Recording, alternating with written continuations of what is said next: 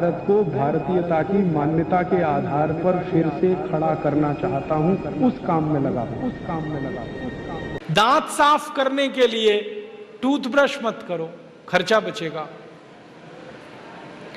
हम आजकल टूथपेस्ट करते हैं, कॉलगेट, क्लोजअप, पेप्सोडेंट, सिबाका, फॉरेंस, ये बड़े महंगे हैं। 30 रुपए का 100 ग्राम, 300 रुपए किलो। हुआ कि नहीं? गाय का घी 200 रुपए किलो, टूथपेस्ट 300 रुपए किलो। क्या मूर्ख लोग हैं इस देश के, पढ़े लिखे सुपर इडियट। वो क्या करते हैं, 200 रुपए किलो गाय का घी नहीं खाते और 300 रुपए किलो का पेस्ट रगड़ के दांतों पे थूकते हैं। वो कहते हैं हम बड़े स्मार्ट हैं। मैं उनसे कहता हूं और स्मार्ट बनो। क्या कहते हैं, क्या करें? मैं कहता हूं ये 300 रुपए किलो का पेस्ट, इसको थूकते क्यों? इसी को रोटी पे लगा लगा के खा लो, गाय के घी से तो महंगा है। कितना फालतू खर्चा कर रहे हैं। 300 रुपए किलो का पेस्ट। मैंने एक दिन हिसाब निकाला था, एक आदमी रोज जो ब्रश करता है ना सवेरे का, तो एक बार के ब्रश में 1.5 से 2 ग्राम टूथपेस्ट इस्तेमाल होता है।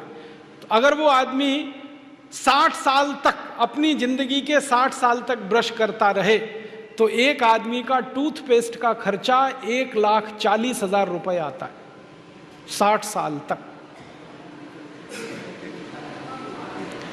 एक पेस्ट आता है 100 ग्राम 30 रुपए का। जिंदगी में वो जितने पेस्ट इस्तेमाल करेगा 60 साल में, उसका हिसाब जोड़ा 1,40,000 के आसपास खर्चा। क्या फालतू खर्चा है, बंद करो ये, इसकी कोई जरूरत नहीं है।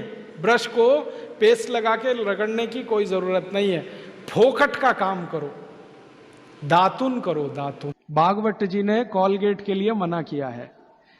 कॉलगेट था ही नहीं तो लिखा भी नहीं है उन्होंने कहा है कि आप नीम का दातुन करें। और नीम से भी अच्छा एक दातुन उन्होंने बताया, मदार। मदार समझते हैं, मदार का एक पेड़ होता है, वो कहते हैं नीम से भी अच्छा है क्योंकि वो और ज्यादा कषाय है और ज्यादा तिक्त। फिर एक है बबूल, फिर एक है अर्जुन। अर्जुन की छाल आपने पिया ना, अर्जुन की दातुन भी होती है। तो ऐसे 12 वृक्ष उन्होंने बताए हैं। नीम है, मदार है, अर्जुन है, फिर ये जो होता है ना आम, बबूल है, आम है, अमरूद है। ऐसे 12 वृक्षों का उन्होंने वर्णन किया है कि इनकी दातुन ही करना, इसके आगे 13वें वृक्ष की नहीं। और वो डिटेल लिखा है किताब में, आप ले सकते। जब उन्होंने आगे लिखा है वो मैं अभी बता दूं। वो ये कहते हैं कि जीवन में जो ऋतु है, ऋतु गर्मी है, फिर सर्दी है, फिर क्या आप जानते हैं कि घर में राहु का स्थान कहां है? या फिर आप जानते हैं कि जीवन में जो ऋतु है, ऋतु गर्मी है, फिर सर्दी है, फिर बरसात है। 3 तो मुख्य ऋतुएं हैं, फिर इनकी उप ऋतुएं हैं, तो 6 हो जाती है। शरद है, शिशिर है, वसंत है। तो मोटा मोटा बता देता हूं, ज्यादा बारीक आपको याद नहीं रहेगा।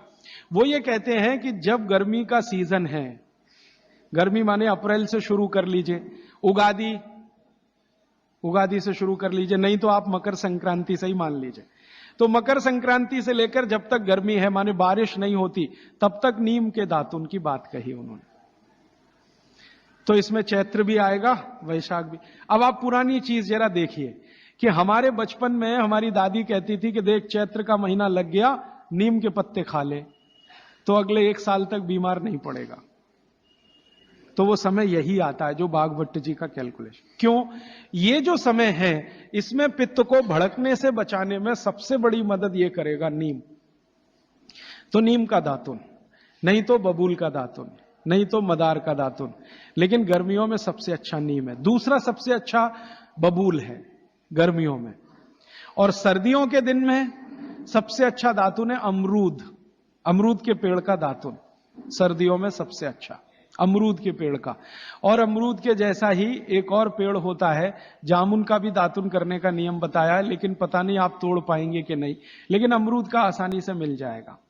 और फिर ज्यादा बारिश के दिनों में जो वो बोलते हैं, तो आम का भी कर सकते हैं, अर्जुन का भी कर सकते हैं।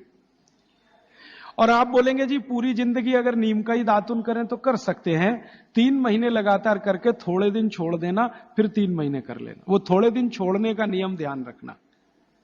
तो फिर आप बोले थोड़े दिन छोड़ दिया तो क्या करें? उस दिन दंत मंजन कर लेना। दंत मंजन के लिए वो ये कहते हैं कि आप जिस एरिया में रह रहे हैं वहां का तेल, और जिस क्षेत्र में रह रहे हैं वहां जो उपलब्ध लवण माने नमक, और जिस क्षेत्र में रह रहे हैं वहां की उपलब्ध हल्दी, ये तीनों मिलाकर आप पाउडर बना के दांत पे घिस सकते हैं। ये बहुत अच्छा दंत मंजन उन्होंने माना। दूसरा दंत मंजन उन्होंने बताया है गाय के गोबर को सुखाकर जलाएं, उसकी जो राखी है उसमें थोड़ा कपूर मिला दें, थोड़ा सेंधा नमक मिला दें, बहुत अच्छा दंत मंजन। तीसरा वो कहते हैं कि जो त्रिफला चूर्ण मैंने बार बार आपको बोला, त्रिफला चूर्ण है तो इसको बारीक पीसें, दंत मंजन के लिए बारीक पीसना और खाने के लिए मोटा पीसना। तो बारीक त्रिफला चूर्ण, थोड़ा सेंधा नमक, बस मिला के दांत पे घिसें तो ये दंत मंजन। ऐसे 8-10 तरह के दंत मंजन है, 12 किस्म की दातुन है। तो आप ये जरूर करें।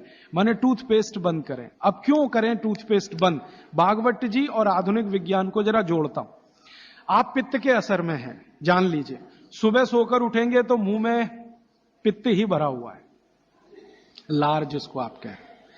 अब ये असर ज्यादा है तो इसको कंट्रोल रखना है आपको, तो इसलिए कहा ये दातुन अच्छी है। लेकिन अगर आप ब्रश कर रहे हैं, पेस्ट कर रहे हैं, तो क्या है उसमें?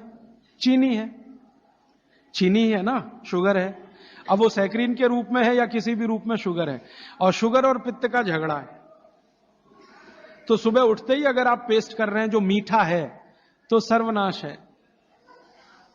मीठा ब्रश माने मीठा पेस्ट पित्त में मिलाएं तो पित्त को तो बिल्कुल खराब करेगा ही, और मुंह को भी खराब करेगा।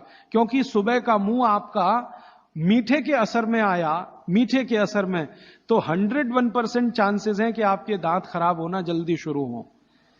और मेरा ऑब्जर्वेशन है कि जो ज्यादा पेस्ट कर रहे हैं उन्हीं के दांतों में कीड़े सबसे ज्यादा लग रहे हैं। कीड़े लगना माने दांत खराब होना। आप बंद करिए, ये अच्छा नहीं। विज्ञान के हिसाब से बहुत खराब, और धर्म के हिसाब से तो और भी खराब है। मैं कई बार यहां बोल के गया हूं, सभी कॉलगेट, क्लोजअप, पेप्सोडेंट जैसे टूथपेस्ट मरे हुए जानवरों की हड्डियों से बन रहे हैं। जैसे कॉलगेट बन रहा है मरे हुए सुअर की हड्डियों से। ये प्रयोगशाला में प्रयोग करके हम प्रमाणित करने के बाद बोल रहे हैं आपसे, क्योंकि मैं जानता हूं सामने वाली कंपनी मेरे खिलाफ केस कर सकती है। फिर भी मैं बोल रहा हूं कि कॉलगेट बन रहा है मरे हुए सुअर की हड्डियों से, पेप्सोडेंट बन रहा है मरी हुई गाय की हड्डियों से, क्लोजअप और फॉरहंस बन रहे हैं बकरी और बकरे की हड्डियों से। और अगर आप शाकाहारी हैं, चुस्त जैन हैं और सवेरे सवेरे हड्डियों को घिस रहे हैं, तो कहां धर्म पालन हो रहा है? और आप तो जैन हैं तो इतना जान लीजिए कि प्रत्यक्ष हिंसा का जितना पाप है ना, परोक्ष हिंसा का पाप भी उतना ही है।